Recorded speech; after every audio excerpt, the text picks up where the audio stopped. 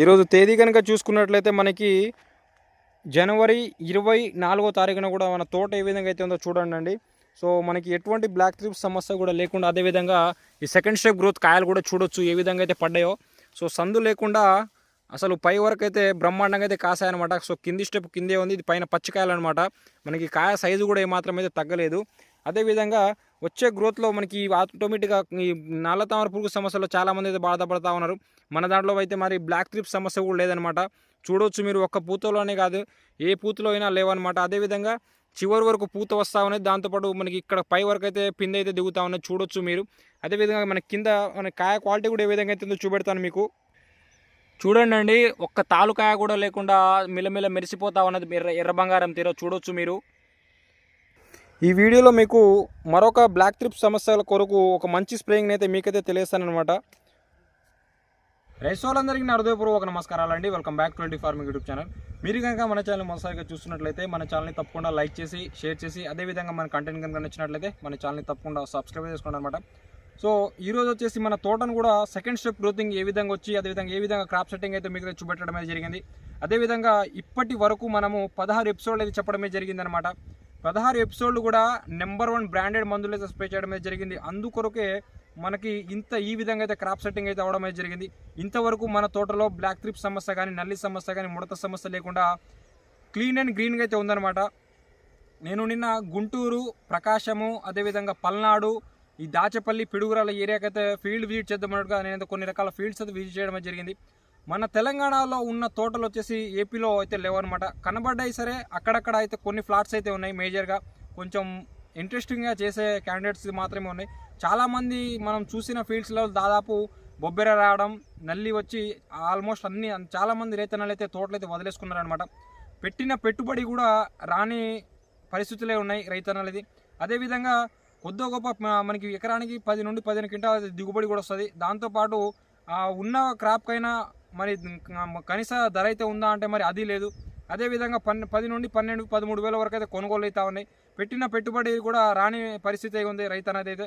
వ్యవసాయం చేయాలా వద్దా అని చెప్పి దాదాపు ఎకరానికి వచ్చేసి 1,00,000 వరకు మేము పై మందులకే పెట్టుబడి పెట్టడమే జరిగింది. ఈ విధంగా ఇలాంటి పరిస్థితులు కనుక ఉన్నట్లే రాబోయే రోజుల్లో ఈ మిరప సాగు అనేది మోస్ట్ చాలా మట్టుకు అయితే తగ్గిస్తూ ఉంటారన్నమాట.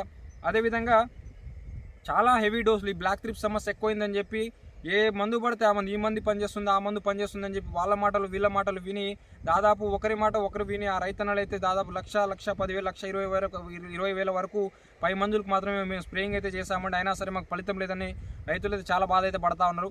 సో మనం ఎందుకంటే వ్యవసాయం చేస్తే ₹1 వస్తుందని చెప్పి వేరే సోర్స్ అయితే లేదు, ఉన్నది ఒకటే సోర్సు. అది కూడా మనకి ఆశాజనకంగా ఈ ధరలు లేకపోవడం, పెట్టిన పెట్టుబడి కూడా రాని పరిస్థితి, అనుకున్న దిగుబడి అయితే క్లాత్ లేదని చెప్పి చాలామంది అయితే రైతన్నలు అయితే బాధపడతా ఉన్నారు. పెట్టుబడినైనా ఎలా తీసుకునేటట్టే ఉండాలన్నమాట. సో అందుకొరకు ఆ విధంగా అయితే వ్యవసాయం అయితే చేయండి.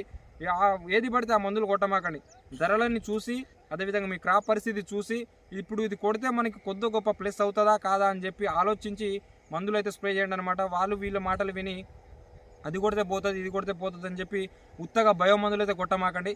అదేవిధంగా ఇప్పటిదాకా మన తోటలో బ్లాక్ థ్రిప్స్ సమస్య అనేది లేదనమాట. సో అంతవరకు మనము మంచి బ్రాండెడ్ మందులు స్ప్రే చేసాము కాబట్టి మనకి కొంతవరకు అయితే మంచి క్రాప్ కూడా సెట్టింగ్ అయిపోయింది. అదేవిధంగా మరలా గ్రోతింగ్ అయితే బాగుందనమాట. సో అదేవిధంగా బ్లాక్ థ్రిప్స్ సమస్య కొరకు మరొక స్ప్రేయింగ్ అయితే మీకైతే తెలియస్తాను. సో ఆ ప్రొడక్ట్స్ ఏంటిదో నేనైతే మీకైతే తెలియస్తానమాట. 100% ది బెస్ట్ రిజల్ట్స్ అయితే ఉంటాయి. సో వీటిని ఒకసారి కంపల్సరీ తోటలు కనుక మంచిగా మనకి ఇప్పుడు ఈ తోట ఏ విధంగా నీట్గా అయితే ఉందో ఈ విధంగా నీట్గా కనుక ఉన్నట్లయితే కంపల్సరీ ఈ ప్రొడక్ట్స్ కనుక స్ప్రే చేస్తే మీకు మంచి ఫలితాలు ఉండే అవకాశాలు అయితే ఉన్నాయి. సో వాటి గురించి అది ఇప్పుడైతే మీకైతే తెలియస్తాను. సుదర్శన్ కంపెనీ వారి సుతాతి అని అనమాట. సో ఇందులో 3 రకాల టెక్నికల్స్ అయితే కలిగి ఉంటాయి. సో ఇందులో మనకి పైరోఫ్రాక్సిఫిన్ 8%, అదేవిధంగా డయోటిఫెరాన్ వచ్చేసి 5%, అదేవిధంగా డైఫెన్థ్రాన్ వచ్చేసి 18% ఎస్సీ ఫార్మేషన్ రూపంలో అయితే ఉంటుంది. సో ఈ సమయంలో ఇది ఏ విధంగా ఉపయోగపడుతుందంటే మనకి తెల్లదోమ, పచ్చదోమ, పేనుబంక, తామర పురుగు అనగా ఈ థ్రిప్స్ సమస్య ఏదైతే ఉందో, మనకి పై ముడత కానీ ఈ కొనలు మాడే సమస్య ఏదైతే ఉందో వాటి మీద అయితే ఇదైతే సమర్థవంతంగా అయితే వర్క్ అయితే చేస్తుంది. సో దీనితో పాటు మీరు కాంబినేషన్లో వచ్చేసి ఈ బేర్ వారి జంప్ని అయితే కలుపుకోండి అనమాట. సో ఇందులో ఫిప్రోనిల్ వచ్చేసి 80% అయితే ఉంటుంది.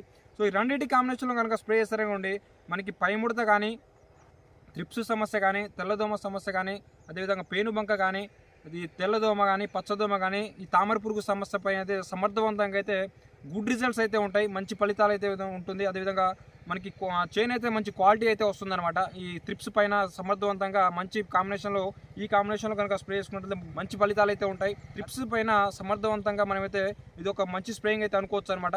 సో దానితో పాటు ఇందులో మనకి అదేవిధంగా మనకి మేజర్గా ఫ్లవరింగ్ అనేది రావాలి. సో ఫ్లవరింగ్ రావడానికి వచ్చేసి నాత్ బయో జీన్ సారీ ఇది వించివిన్ అనమాట. ఇది కూడా మనం ఆల్రెడీ ఒక 3-4 టైమ్స్ స్ప్రే చేయడమే జరిగింది ఫ్లవరింగ్ కొరకు.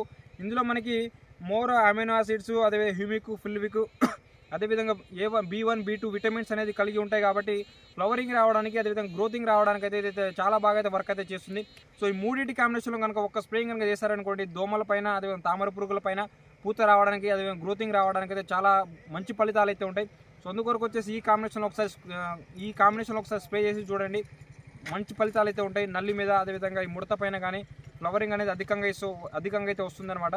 సో ఈ విధంగా వచ్చేసి టెక్నికల్స్ మార్చి కనుక 4 రోజులు 5 రోజులు కనుక స్ప్రేయింగ్ చేస్తేనే మనకి కొద్ది గొప్ప పెట్టిన పెట్టుబడి మందమైన దిగుబడి వచ్చే అవకాశాలు అయితే ఉంటాయి. కాబట్టి ఈ విధంగా ఒకవేళ తోటలు బాగుంటేనే మాత్రమే ఈ స్ప్రేయింగ్స్ అయితే చేయండి. తోటలు మనం కొట్టినా సరే మళ్ళీ తిరిగి రాదని చెప్పిన వాటికైతే అసలు మీరు స్ప్రేయింగ్స్ అయితే చేయమాకండి అనమాట. ఇంతవరకు చేసింది చాలు, ఇకపై అయితే చేయమాకండి. ఎందుకంటే మనకి ఫిబ్రవరి కూడా వచ్చేసింది, ఈ మనకి హార్వెస్టింగ్ టైం అనమాట ఇదైతే.